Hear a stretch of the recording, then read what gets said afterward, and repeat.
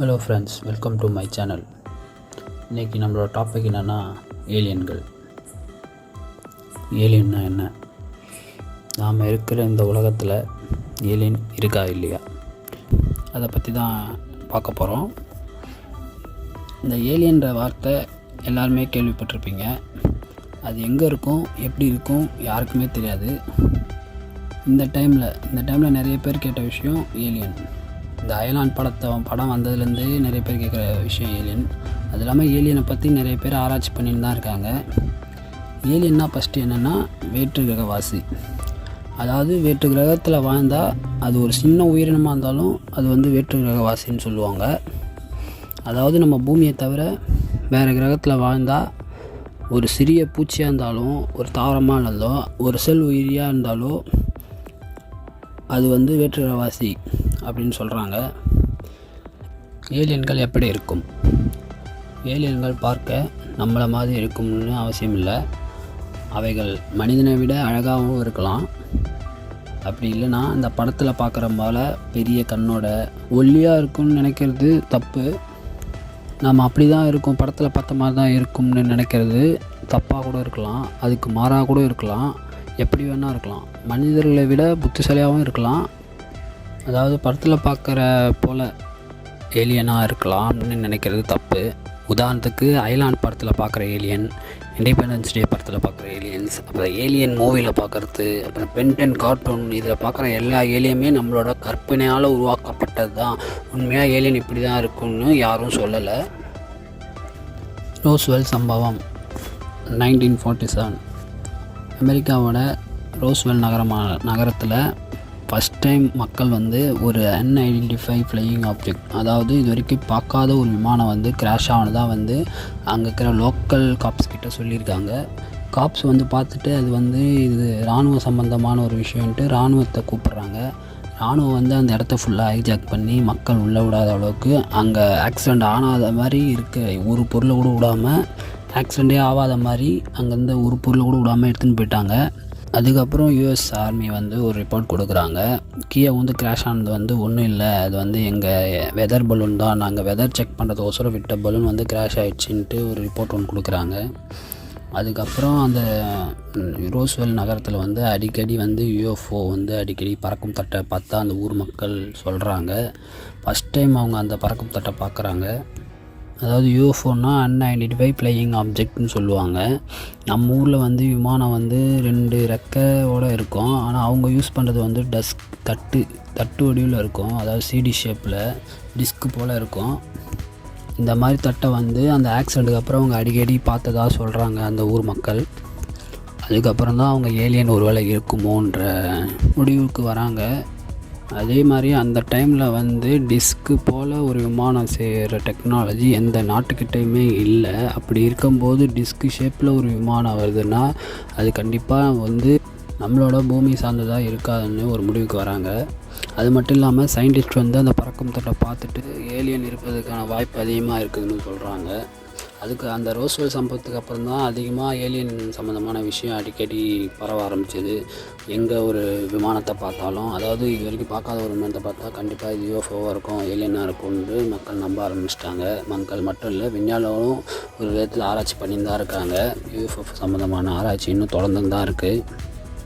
Los Angeles மர்மம். அதே அமெரிக்காவில் லாஸ் ஏஞ்சல்ஸ்ன்ற நகரத்தில் 2ஆம் உலகப் போர் அந்த டைமில் அமெரிக்க இராணுவமே ஒரு பறக்கும் தட்டை பார்த்துருக்காங்க. அதை பார்த்து அந்த இராணுவம் எதிரி நாட்டு விமானம் நினச்சி அதை நோக்கி சுட ஆரம்பித்தாங்க. நிறைய குண்டுகள் சுட்டாங்க. பதிலுக்கு அந்த விமானம் திருப்பி தாக்காமல் அங்கேருந்து மறைஞ்சிடுச்சு. ஃபஸ்ட் டைம் இந்த இராணுவம் பறக்கும் தட்டை பார்க்குறாங்க. அது பார்க்க டிஸ்க் ஷேப்பில் இருந்ததுன்னு சொல்கிறாங்க. அது எதிரி நாட்டு உலகமான நினச்சி தான் அவங்க சுட்டேன்னு சொல்கிறாங்க. சுடும்போது அது திருப்பி எதிர் தாக்குதல் நடக்காமல் அது உடனே அங்கேருந்து மறைஞ்சி போயிடுச்சுன்னு சொல்கிறாங்க. ஆனால் உண்மையாலேயே அவங்க எதை சுட்டாங்கன்னு இது வரைக்கும் தெரியல. அது மட்டும் இல்லாமல் அந்த நாட்டோட அதிகாரப்பூர்வ இராணுவ இதழில் அதை பற்றி ஒரு குறிப்பு எழுதியிருக்காங்க. உண்மையாகவே அவங்க பார்த்தாங்களா இல்லையான்றது ஒரு மர்மமாகவே இருக்குது. ஏரியா 51 அமெரிக்காவில் இருக்குது. இது ஒரு மர்மமான இடம்னு சொல்கிறாங்க.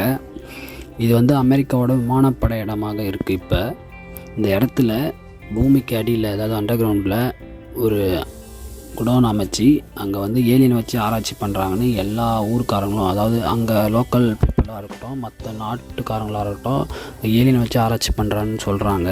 ஆனால் இது வரைக்கும் அங்கே என்ன நடக்குதுன்னு தெரியல.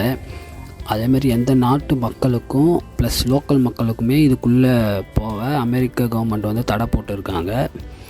எந்த மக்களுமே ஏரியா 51 உள்ளே போகிறதுக்கு அனுமதி இல்லை. இந்த இடத்துல ஏலியனை வச்சு தான் ஆராய்ச்சி பண்ணுறாங்களா இல்லை வேறு ஏதாவது பண்ணுறாங்களான்னு இது வரைக்கும் ஒரு புதிதாகவே இருக்குது.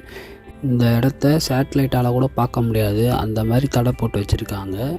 அது மட்டும் இல்லாமல் அங்கே இருக்கிற லோக்கல் பீப்புள்ஸ் இந்த இடத்துக்கு வந்து நிறைய விமானம் வந்து போகிறதாகவும் சில அன்ஐடென்டிஃபைட் ஃப்ளையிங் ஆப்ஜெக்ட் வர்றதாகவும் அந்த லோக்கல் பீப்புள்ஸ் வந்து சொல்லியிருக்காங்க. உண்மையாக அங்கே என்ன தான் நடக்குதுன்னு இது வரைக்கும் ஒரு புதிராகவே இருக்குது. பிரமிடு ரகசியம். நம்ம எகிப்தில் பார்க்குற பிரமிடு வந்து இப்போ வரைக்குமே யார் கட்டினான்றது விஞ்ஞானிகளை கூட கரெக்டாக சொல்ல முடியல.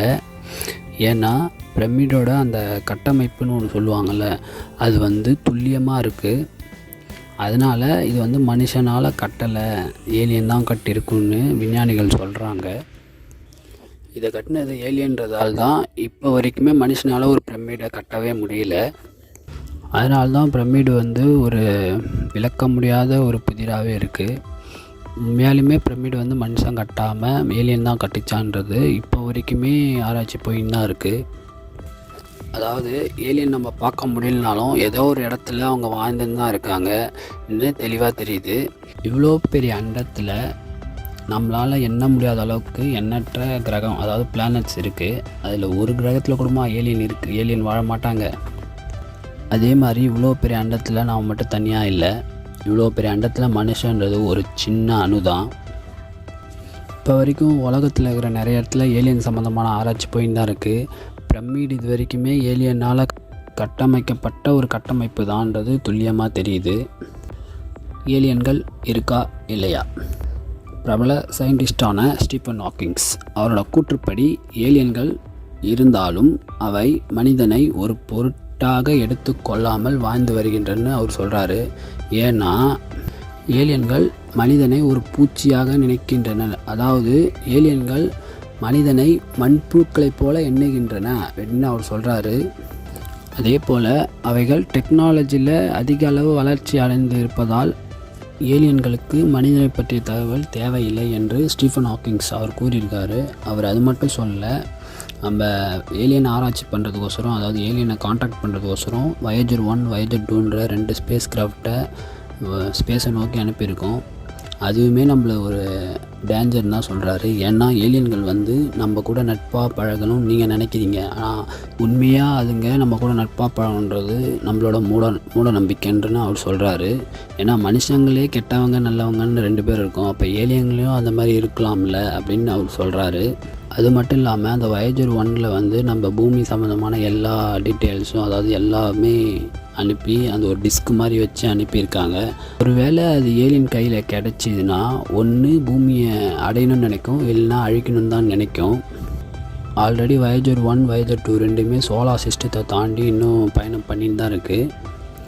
ஏலியனை பற்றின நம்மளோட ஆராய்ச்சி வந்து இன்னும் நீண்டுக்கிட்டே தான் இருக்குது. ஏலியன் இருக்கும், ஏலியன் இல்லைன்ற ஆராய்ச்சிலாம் இல்லாமல் ஏலியனை பற்றி ஆராய்ச்சி இன்னும் போய்கிட்டு தான் இருக்குது. ஏதோ ஒரு மூலையில் ஏலியன் இருக்கும், நம்ம நிறைய இன்னும் ஆராய்ச்சி பண்ணணும், இன்னும் பண்ணின்னு தான் இருக்காங்க. நீங்களே சொல்லுங்கள், உண்மையிலே ஏலியன் இருக்கா இல்லையா? லைக் பண்ணுங்கள், ஷேர் பண்ணுங்கள், கமெண்ட் பண்ணுங்கள், முக்கியமாக சப்ஸ்கிரைப் பண்ணுங்கள்.